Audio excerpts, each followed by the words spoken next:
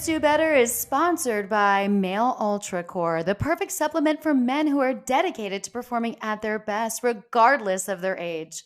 With the highest quality ingredients elevating your energy, take advantage of my bonus code today at maleultracore.com. Enter code LISA25 at checkout. Hello, hello. Welcome to an all new episode of Dudes Do Better. Lots of things we're going to all do better at in 2022. As my last episode of Dudes Do Better, available right here on my YouTube, was all about the things that I hope everybody can do better in 2022. It's still 2021 though, so I do understand I'm still under 2021 pretenses. And when I put out a blog, that I'm supposed to get a response by Twitter about a spelling error. I'm not going for perfection. I'm going for completion. That's what life is really about. Striving for perfection will never allow us to complete anything. For those who feel that they have to add in their criticism or everything is subjective to them, that brings me to the perfect open of this episode where I not only have an amazing guest, I also have some emails to share at the end from the mailbag that you can get involved in at dudesdobetter@gmail.com. Whether it's a dating question, a dating story, something you'd like to share about social media, these are all welcome right here. But before we get to those, on the premonition of what I just said about social media, now again, I'm trying to remind people it's supposed to be social. It's not supposed to be filled with criticism and negativity, but it is. And we're hoping that that can all be fleeting in 2022. This is from our friend Jordan, who I would like to call my favorite unicorn. This is a follow up to an email that Jordan shared that I love that I read on the episode with Ashton Blake. Hi, Lisa. And by the way, Jordan knows how to write an email.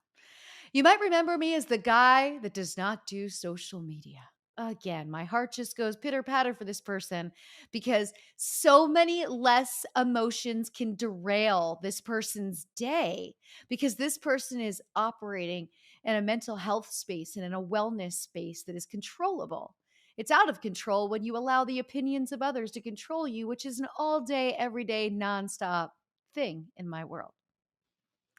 You asked the question, what is it like not being on social media? After listening to your interview with Ashton Blake, I felt I should answer that question for you. I can't do social media because all of the people that I care about know my personal phone number. I talk to people that I want to talk to. I don't feel I need to send everyone in the world everything. There is nobody alive that needs to know everything. I don't like negativity. Social media people feel they need to criticize everything. I came to the conclusion if people are going to talk negative about me, they're going to say it no matter if I'm there or not. For the people that want to praise me, they have my personal phone number and email. I also have FaceTime if I want to see their face. Most importantly, I know how to go out and meet people. I know how to talk to people, and I hear your frustration in your voice. I feel that nobody deserves to have that kind of frustration. Please take care of your mental health. I hope your holidays are going great. Thank you, Jordan. What a lovely and amazing email because Jordan gets it. I don't really have the freedom of that choice because so much of my work is going to be shared on social media, and so much of my existence as an influencer revolves around social media. But there is a lot of toxicity that does come with it. And there does come the everyone from the peanut gallery feels they need to stand up and make their conclusion or their negative or their comments or their what, and it's supposed to be social media. So I admired Jordan, my favorite unicorn, for keeping his life on the path that he wants to keep it. There's something so mindful about his approach. And there's also the beauty that he has his hand selected group of friends that he can engage with and he can go out and meet new people. I put a poll out on Twitter at Dudes Do Better, and that poll is about the amount of time that people spend on social media. Please make sure you vote because it's going to tie into a future episode and it's going to really enlighten me and maybe enlighten some of you to other places that you could be reading and learning as opposed to committing so many hours a day to social media. Because let's face it, if you spent less time on social media, you would probably only have nice things to say. But when you spend all day, then you're able to criticize, and everything is subjective because it's the food for your thought and it's feeding you and you have to eat it and you have to spit it back out. But if you just visited it for a period of time, then went about your day and then went back and checked on it, you probably wouldn't spend your time being so critical of others and saying negative things. You would probably be supportive, and you would probably be enjoying it a bit more. So that's the point I wanted to make. And Jordan's email was timely and fantastic. Now let's talk to our lovely guest, a newbie that was brought to me from my friend Lainey. Her name is Hazel Moore. And I love this conversation that we got to have today, really breaking down what it's like to be a new starlet in the industry, the impacts on her life, both the pros and cons were addressed, and her ever ongoing battle with social media. Today, I've got a new friend that I've met through an old friend, Lainey Spicer. This is the 2020 AVN Hottest Newcomer Fan Award, as well as Porn Starlets HQ Starlet of the Month. My new friend that I cannot wait to learn more about, Hazel Moore. Hazel, thanks so much for joining me today. Thank you for having me. So, I learned a little bit about you, and one of the things I learned is that you're from New York City. Are you still in New York or have you moved out west? I moved to Vegas about 2 years ago, like literally right before COVID. Best decision I ever made. Well, yeah, because you could have a car, you had the freedom to go out and do things, you could hike. Yeah. It's a totally different lifestyle. How do you like living in Vegas? I love it. I mean, I'm not a gambler. I don't really drink. I don't do any of that stuff. But just being in a high energy city still is very comforting. But rent's cheaper and you get more space and Oh, you get a lot more space. Yeah, yeah, a lot cheap. And also, like, people don't, when you think of Vegas, everybody thinks of Las Vegas, the strip, and everything else. People forget about how many great national parks there are, how much great hiking there is, the nature, the fact that, sure, 2 months a year, it's like hella hot, but the rest of the year, it's pretty nice out. yeah.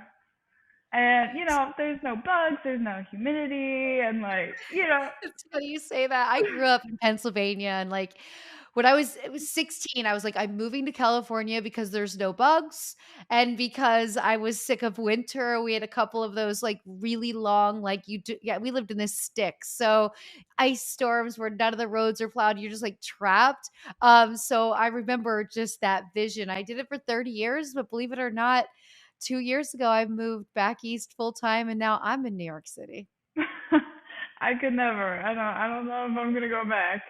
I understand that. So now you're full time in the business. You also do a little mainstream work as well. Am I right? Yes, I do. It's under a different name. It's Elliot Woods. I think this is actually gonna be the first time I've really talked about it. But I did just have another movie come out. It's called The Wrong Sarah. I haven't watched it myself actually, but I'm hoping it's good. What makes you, I understand the division of your name, right? Because you're in Yeah. SAG, probably under Elliot Woods, right? Yeah. And I understand the division of your name, but you're at a great time. We're opening up the mindset to so many people. I think the pandemic was great just because every day we read a story about a regular person on OnlyFans. And really, every time I Right. read one, I wanted to say, well, everybody's kind of a regular person, no matter what they do for a living. We're a human first, but you Right. still feel the need to be guarded with that information, which I totally understand.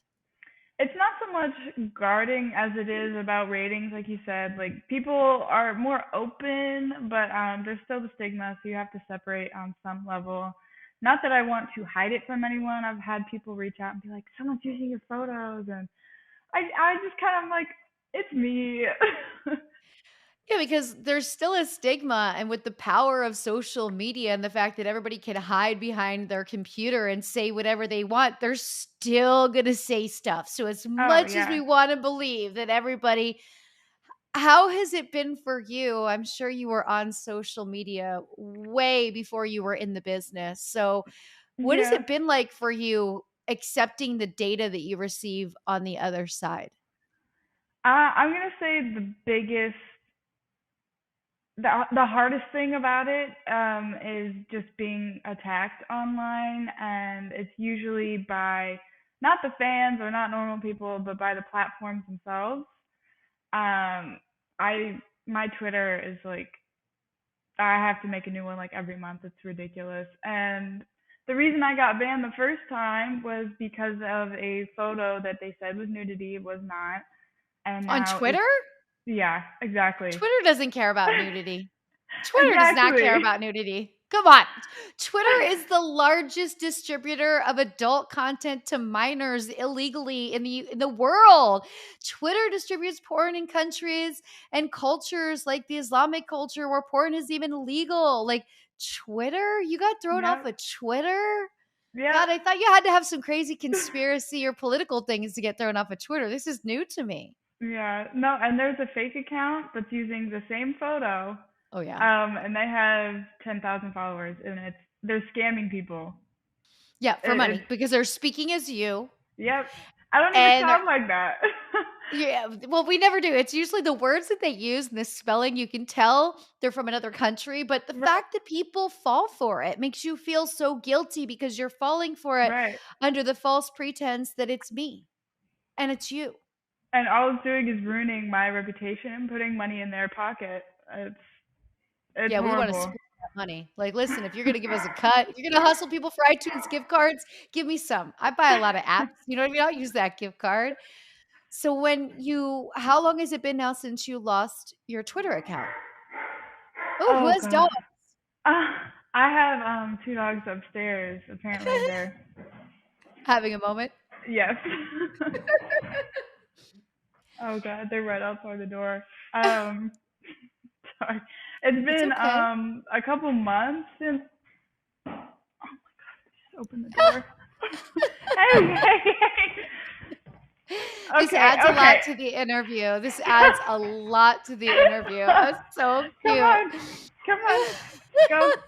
Go. I know. Upstairs. Go. Go. This Go. adds so much. So freaking cute. Okay, before we talk about anything else, let's introduce your dogs properly. What are their names? Avery and Isaiah. And how long have you had them? They're 6 months old. I got them at 11 weeks. Oh my gosh. So are they siblings? Yeah. Oh my gosh. You have your hands full. Oh yeah. They're only 6 months. Okay, so how long has it been since you lost your Twitter account? um, God, over 6 months. I have no idea. It's been a long time. And what made you decide not to put another one out there? I have. I've made several different accounts using different phone numbers, emails, using a VPN, all this stuff. They always find me. And they're still outside the door. They Do always remove me. when they remove you, do they send you any sort of a notification? The reason I'm asking is because this sounds more like harassment than Twitter. So there's people out there that will just continuously report your profiles if they don't like you and get your profiles taken down for whatever reason they may say. So it seems greater than that because you see what's on Twitter. There's no way they're taking Yeah. your Twitter page down for nudity. I mean, I've never been part of like a controversy or anything like that, so I don't know why I would be harassed. That's so Um, bizarre, right? yeah. Or it's the imposter that's so successful making money, doesn't want to be, I don't doesn't want know. you. What's your story, Hazel Moore, with Instagram? Instagram, it's kind of the same thing. I've made less accounts on Instagram, but Okay. same thing. I just keep getting removed. Now, on Insta, now I do understand Insta is a lot stricter than Twitter. Have you Yeah. put anything up on Instagram that they've given you your 3 warnings for? Because you get 3 photos removed till you're done. So they give me those warnings, but it's usually on like photos of my face. Like it's nothing crazy. I try to keep my social media more of like a high end look, just because Yeah, that's me. I'm not really like a gaudy, gonzo kind of person. sure. And so they always flag me on like my avian red carpet stuff Okay. or um but they won't flag me when I'm in, like in my underwear in a hotel room, and it's just weird. I don't know. So I will say, Hazel, social media has been kind of exhausting for you because you haven't been Yeah. able to keep it for long enough to actually deal with the actual true exhaustion of people just harassing you all day. Yeah.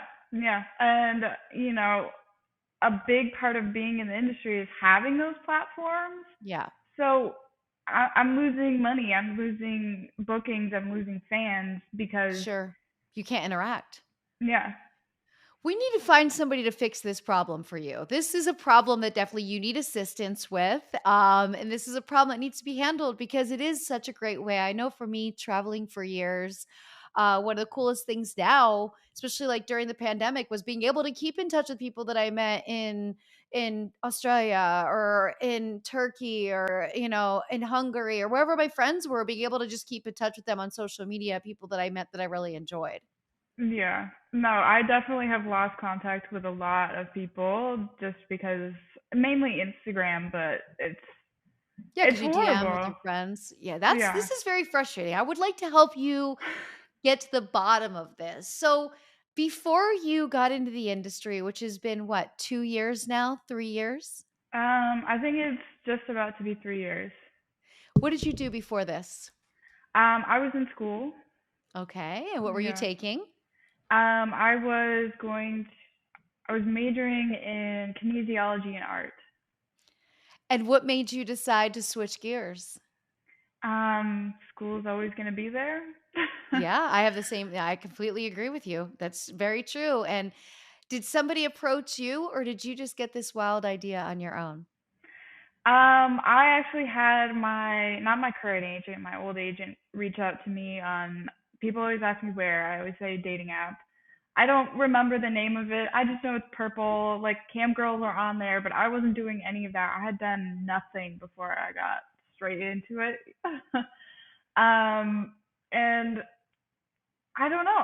It seemed like a good opportunity, and it has been so far. What's been your biggest it's crazy, but that is a great place for an agent to look for girls is on a Oh dating yeah, app. Like yeah, I that is an untapped resource that, I had an agency years ago, but I was still using MySpace. That's how long it was. Okay. We hadn't even gotten into the Twitter sphere just yet. Halfway through my agency, we did, but MySpace was so a dating app is a great idea. Brilliant agent there, but now you're with the new agent. How do you like your new agent? they're a lot more hands-on with me. So they help me, with my OnlyFans stuff and setting up opportunities. He has helped me with crossing over into, you know, the mainstream world and stuff like that. So being with him has been a great, great thing for me. If you were gonna meet you 3 years ago and 6 months, and you were gonna have a conversation with yourself about pros and cons of the industry, what would it be? Um, I'm gonna start off with pros because that's just easier for me. Yeah, My confidence, being on camera and everything. There's a level of an adjustment period, of course. beautifying yourself all the time, but that in turn has given me confidence. There's also, being financially free. As Yeah, someone who is never like that, it's a big weight off my chest being able to do the things that I want. I wouldn't be able to have my dogs or right. this Live where you apartment, or live. yeah, I Yeah, wouldn't be able I to do mean any of that. I remember when Um, I first started dancing, the very first time I went to the grocery store with so much fucking money in my bag, so much cash that I did not have to think about what I was putting in the cart. Like that exactly. was just a feeling of freedom to me that I can look back and picture that night in that store because I went after I worked at a 24-hour grocery store and I was just like I didn't grow up with that. So it was just a feeling of like and that's very basic, but it's a great example of what that freedom it's not that you're looking to go out and waste money on silly things, but the freedom to know that when bills come, you can pay them Yeah. is life changing. having the privilege of putting things on auto pay and not looking at the prices of Yes. that salad and like Yes. taking care of yourself, being able to Yes, pay your phone bill. getting a Yeah. massage, the luxury things that come with self-care that are important for you in the industry. Okay, we got 2 pros that I love so far. Give me a third. Um, I mean, I've mentioned the opportunity several times. I always wanted to model, like doing mainstream modeling. I was never tall enough. I never had the opportunities, anything like that. But now it's reachable. I just, being able to be an artist full time is an option for me. Acting, meeting all these celebrities and stuff that I would have never thought, you know. And now anything is really possible. That's amazing. I love this. All right, what are the cons? Cons. Dating life is hard, really Yep. hard. Yep. Everybody knows that kind of.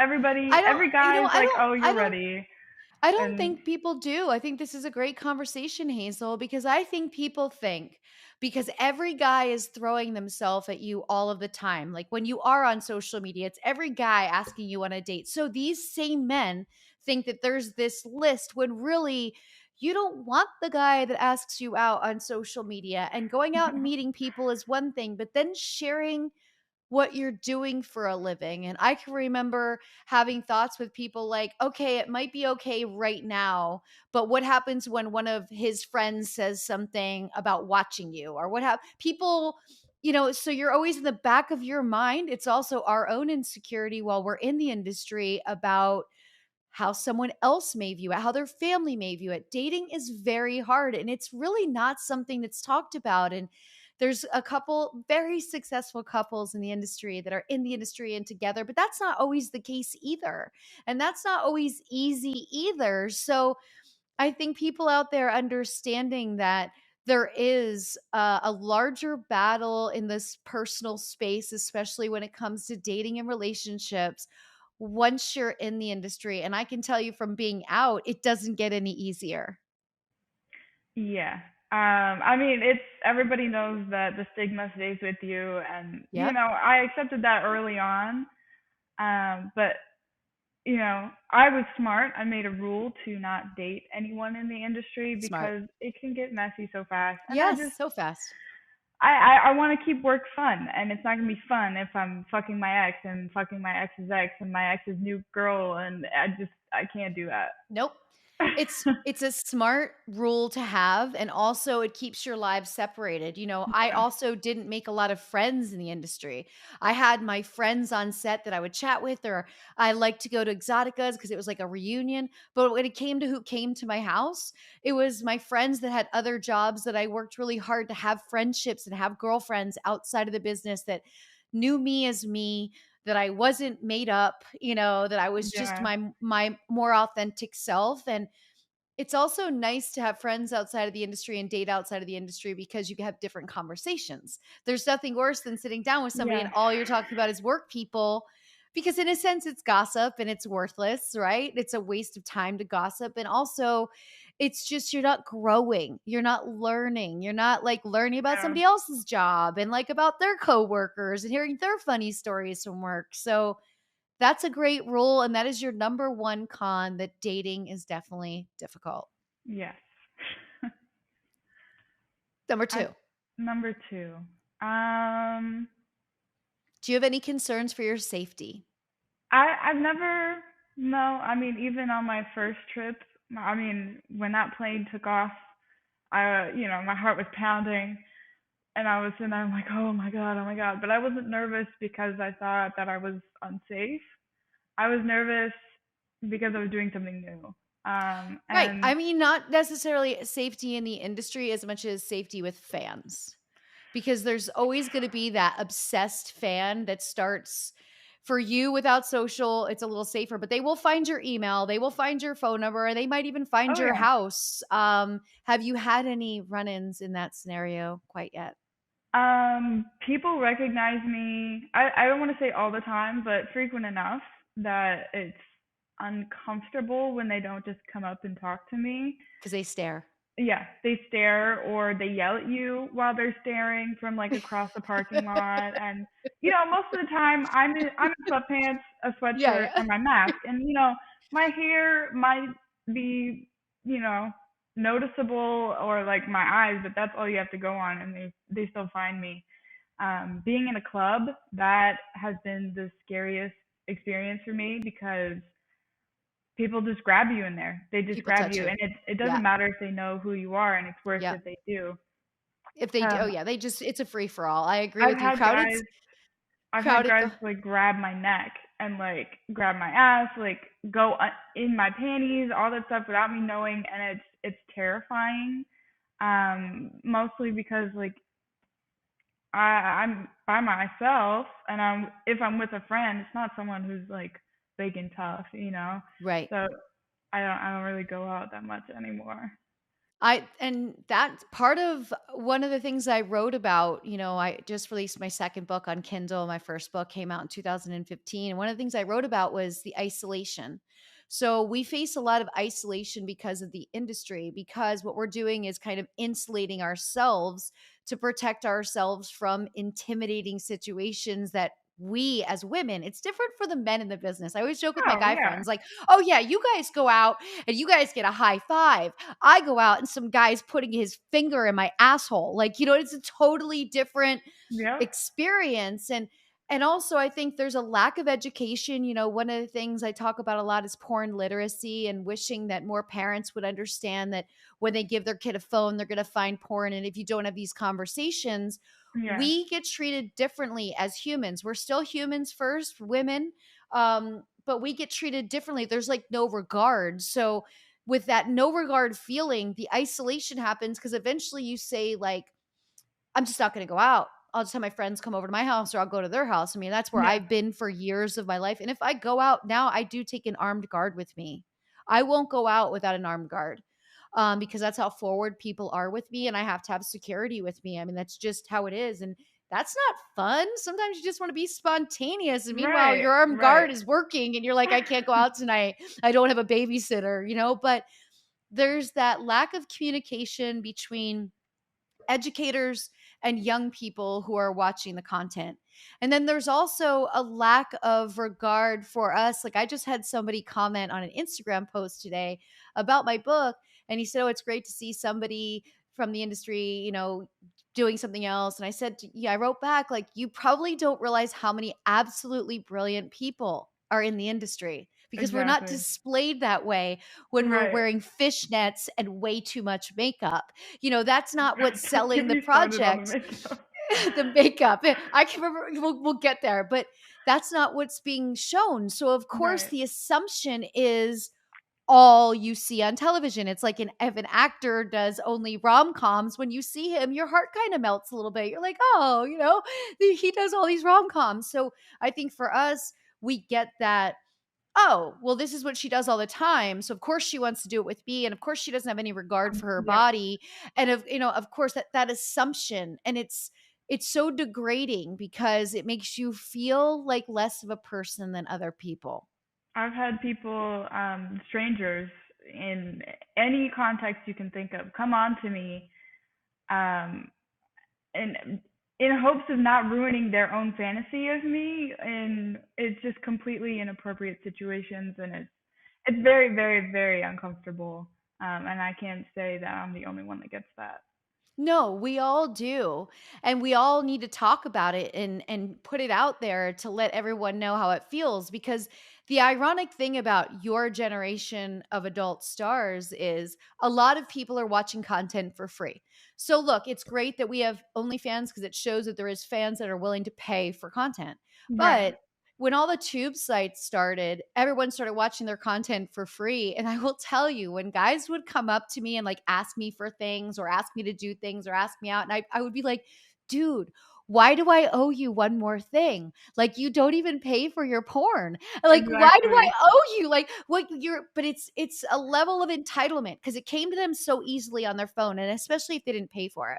So if it came to them that easily on their phone instantly, then the entitlement begins. It's a ticking time bomb. So then when they see you in person, because they've built a one way intense relationship with you that you would never say no because like my best friend always says to me, she's like, "Well, you never said no in your movies, so that's why these guys think that you're never going to say no." Like she has this ongoing joke with me about it. I'm like, "Yeah, but what kind of movie would sell if the girl said no? Like do they not have common sense?" She's like, "No, they don't have common sense because they've watched it for so long at such a young age that it really melted their mind to be like, oh, that's a job and they're tested and there's consent conversations and they want to work with each other and they choose their partners and they're in a safe space." Like doing scenes to me allowed me to be more sexual than I felt safe being at home because you have people on set. Like it's like having Right. somebody there, what do you call it when somebody assists in like a prom, or it's like having a babysitter. Okay, you have Yeah. credible witnesses on set so nothing weird happens. You can have a bunch of random dudes on the set at the same time and have sex with them. You would not be comfortable doing that at home. People but always think I'm weird because I like having like a larger set versus just like the one-on-one with one It's camera and one creepy. guy. It's One-on-one creeped me it's out so too. uncomfortable. It's I so can't do uncomfortable. it. It's so I felt the same way. What's weird is I took a break from the industry, and then in 2005 I went back. When I went back, Gonzo had just started, whereas when I was in before, it was film. So there were 30 or 40 people on every set. That was my comfort zone. There were all these people. Then I remember coming back and there'd be like the makeup artist wouldn't stay. So Right. there'd be And like the then there's makeup because years ago two the makeup people artist stayed and all like the talent. she'd be checking your makeup all day. She'd be there all day. And so the makeup artist would do your makeup and leave. And you'd be left there with sometimes just one person. Sometimes it was a POV and the director was also the camera guy. You'd be filling out your Right. paperwork with this same guy that you were going to do your scene with. And it was like, it was weirdly, awkwardly intimate. I'm like, this is like forced No. intimacy. Yeah, I don't like that. I don't, No, at least have a PA on set. At least have somebody Right. that's like goofy that I can look at once in a while and joke around with. The PAs and the directors that are hilarious are the ones that I appreciate the most because the Me ones too. that are serious, it's like, I usually drink like a Monster or Red Bull. I'm trying to get peppy. I want to get in Yep. my girly, like, oh, kind of mindset. And it's so hard when they're just like, go. Yeah, Like, when they're serious like that, I used to always say to them, we're not saving fucking lives here, right? Like, this is not a heart transplant. Like you're making this seem like it should be. And also, you are not a major film director. Okay? This exactly. is Exactly. It's usually people that can't get into that go to porn yes. because they know someone else that couldn't do it. And then they're super serious with you all day. And you're like, this guy so aspired to be something that he's not. And now he's trying to make this a major motion picture, which it's not in this Right. shitty location. Right. But And it's it's always like like, the cheesy porn too, where they're like, say this like weird thing and like, yeah, and then they're just like, and it's not, it doesn't end up as a comedy. I hate doing shoots where it's like comedy porn. spoofy stuff. So what do you have a third con? You had three pros. So far we've gotten two cons. One is dating. And the other was the social impact, the how people treat you when you're out. Yeah. You want to talk about makeup? Yeah, we can talk about makeup. Oh my Because I think it's god. I think it's a con. That's why I brought it It up is. because It's horrible. The makeup and the photographers. how can they make us look so different? How can they make us look so different? I've looked at photos of my first of all, if you ever get I know this has happened to you where you get in your car, you've done that quick shower at the location, but you're actually going home to take off all your makeup properly, and you look at yourself in your rear view mirror and you're absolutely horrified. Your eyebrows are like so dark and so Yes. big. Your lips have taken on a completely different shape. And then you realize like, oh, I'm these never are the not same color. I'm never the same color as the rest of my body. I'm pale. I'm usually the lightest shade, or they don't have the shade. But they don't have the shade is the problem. You should bring your right, own foundation. I You do, should I I do. I But always they brought like my own. I I can't. always And brought my like own. the camera people sometimes will be like, because I have acne and redness on my face, and when you put on my actual color, I just look crazy pale. And on the camera, I've had directors more than once. This is very common for them to add some color to her, and then it's like the rest of my body is even more pale. So It's crazy looking. So many times my head ended right here and I wouldn't notice it because you're sitting in the makeup chair. You're not looking in a mirror. And then Right. you go to the bathroom and you see yourself and you're like, "Oh, okay. Okay. Right. I look like this today. I look like I'm holding a stick with a photo of my face that is a totally different color." And gosh, there's some great makeup artists, but the problem is they're always Yes. busy. Yes. And companies have had to cut budgets tremendously. A lot of that is because of the tube sites. And so they're hiring cheaper makeup artists and I'd rather they just do don't. my own at that point. I did my own a lot. But when they hire a cheaper makeup artist, you can't blame her for not having the extent of a kit to have Of all of the right course. colors to properly. But I can say this: there were photographers that I worked with that would take so many, like how photographers that just take really fast photos. They don't really let Yeah. you kind of set up No, and like I've had ones maybe where I'm like yawning or like yeah. talking or like I'm blinking and like those are the ones that they use to promote. So you know that the rest of the photos were awful and you're like, Actually, I learned something. When the internet first happened and they used to do to run traffic, they would need to send 10 to 20 unique photos to each hub that would push traffic. So they would take an extra like 500 photos just for that. They wouldn't even sort through them. They would just go 1 through 10 goes to this, 1 through 10.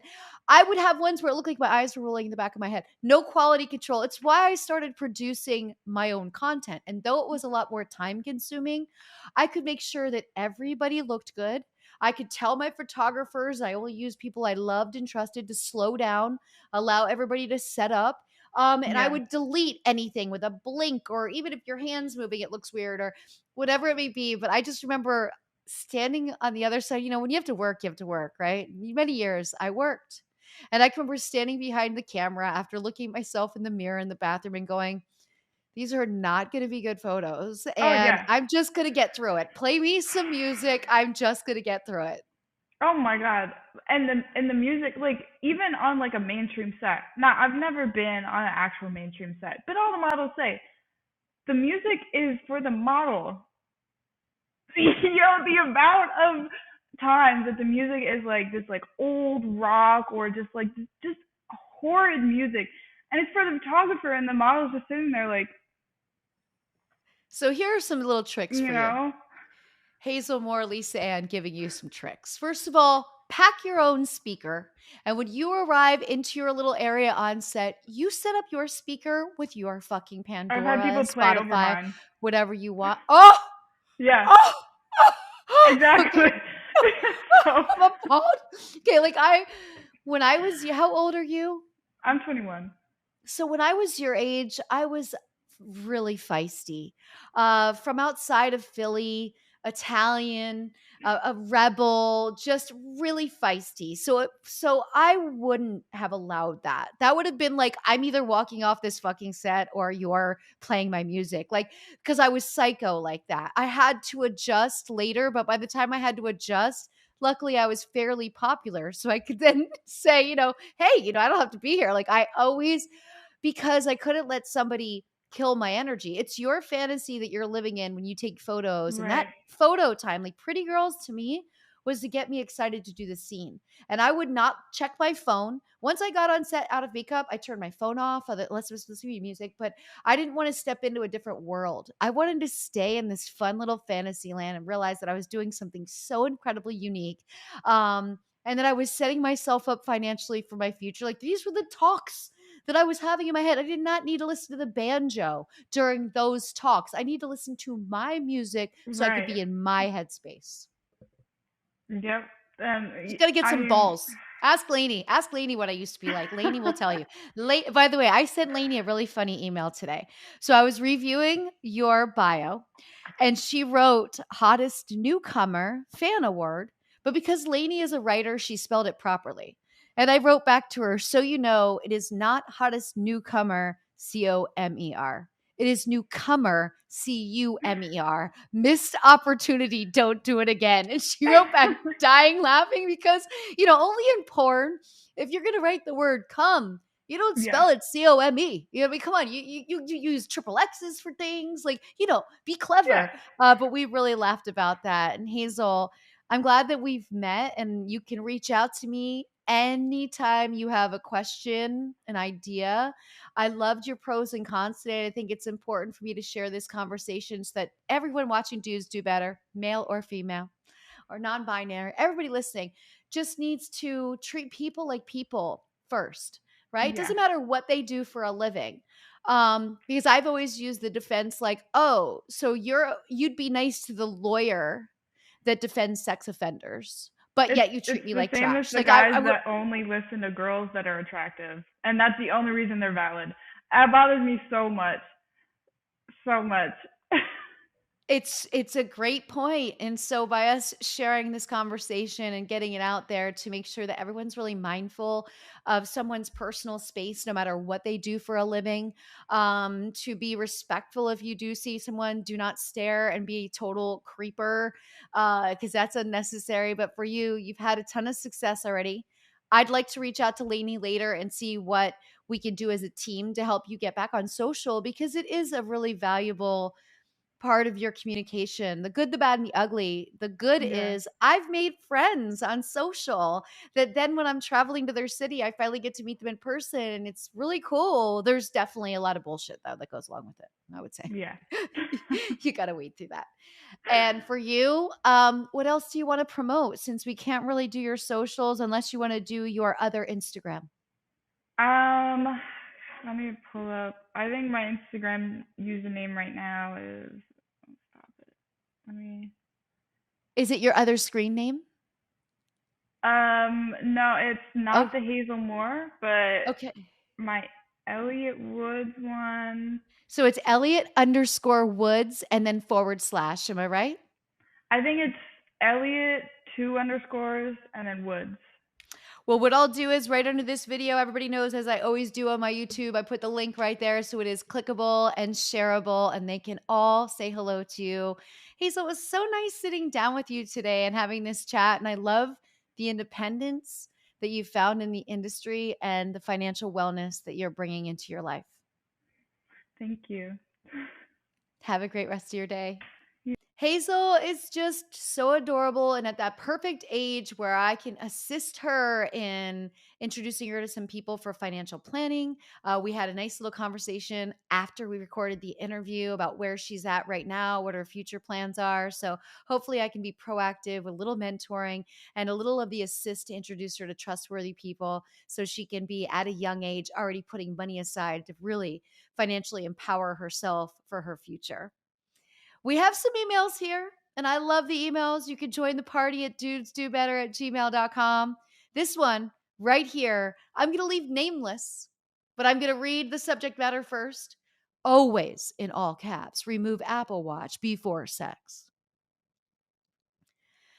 Please keep this anon, which I knew. That's why I did not say the name, but it's a perfect example of dudes needing to do better. I met this guy at a sports event, and it was really love at first sight. So much chemistry. He tells me about himself, but he forgets to mention that he was married. There is so much more about this story, which I'll have to say for you one day in real life, but here it is. And now I can laugh about it, but at the time I couldn't. We've all been there. We've all been there. Plant guy, cheating guy. We can laugh about it now, but at first you're like, rip off the band aid. Here goes. So he tells me him and his wife are separated and to meet him at a hotel one afternoon. We end up in the hotel for a few hours. It was amazing and not like real like amazing. He was a lot older than me, and only afterwards I realized that going on for 4 hours must have been with some extra help, right? Maybe a little blue pill, a little bag, or what have you. Suddenly, somebody is knocking at the hotel door. So we assume maybe we're being too loud, so we ignore it. They keep knocking, and suddenly they say, "Please open up. This is the hotel manager. Your wife is at reception." Can you imagine? We were dying. I was like, "What the fuck? Your wife is here? I thought you weren't together." Anyway, I peer out the window and see an ambulance, a fire brigade, and police.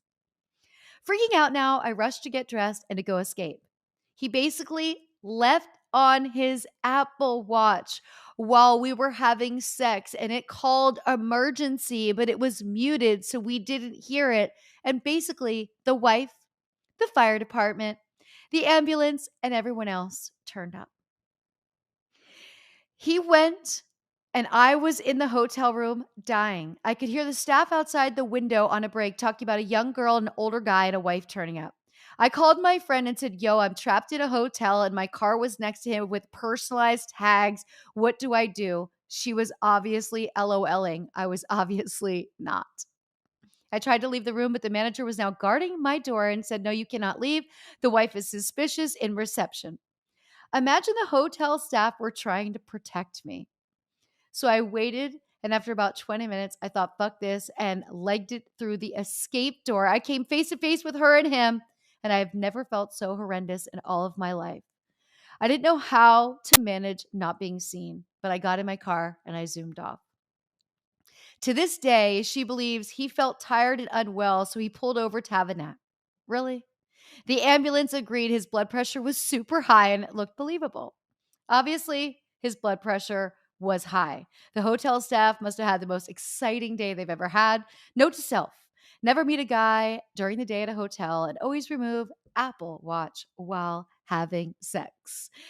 Unbelievable. That is a story. I read a lot of these. I read like stories like woman on TikTok finds her boyfriend cheating because of his Apple Watch, or I see this stuff happen all the time. But the fact that he was in a state of such high blood pressure that it alerted all the other crews is horrifying.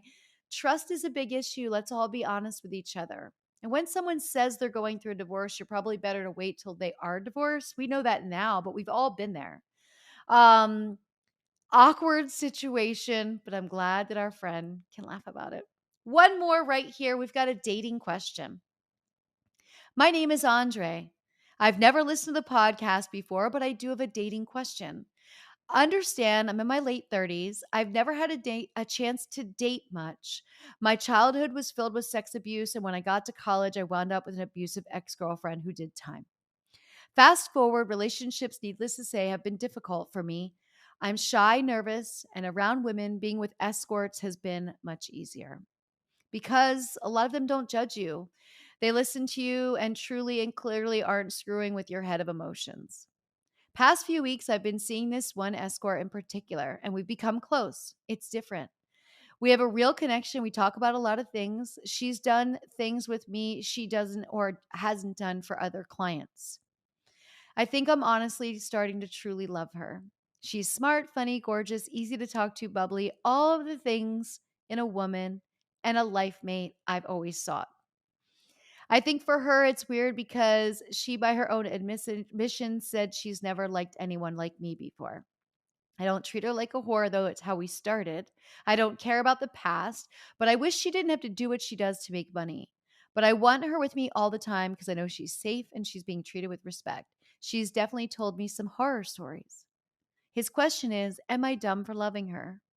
Am I stupid because I think this could be a real loving relationship?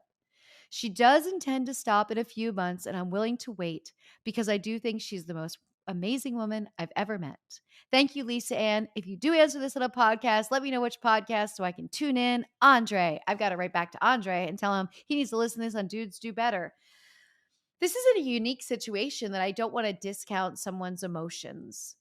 There's a possibility we could look at this two ways, right? Open thoughts here, black and white. He could be being played, or this could be real. Who are we as outsiders to decide? I like the fact that Andre is open enough after dealing with abuse in his childhood to still trust, to still believe in romance, and to still believe in love. There's something really beautiful behind that. So I think it's really going to be a matter of Andre, you two discussing finances and future, seeing how long her work plan is for, how she can exist without her work plan. Can you help her? How will this work out? I think it's great that you're being open and receptive, but I know both parties probably want to be guarded as well.